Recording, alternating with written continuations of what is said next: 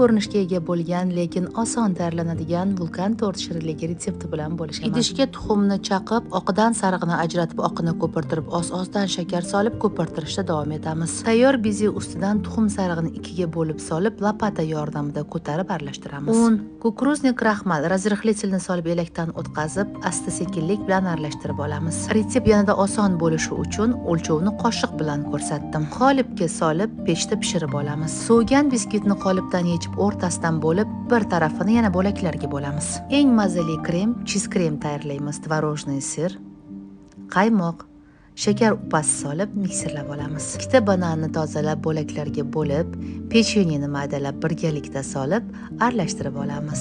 Mazali kremimizni ko'rsatilgandek qilib biskvit ustidan joylaymiz. Eng qiziqarli joyga yetib keldik. Bo'laklarga bo'lingan biskvit ustidan shakar upasini sepib, krem ustidan joylab olamiz. Xohishga ko'ra bor mevalar bilan bezatamiz. Vulkan tortimiz tayyor. Retsept yoqqan bo'lsa, notirangizni duo qilishni unutmang.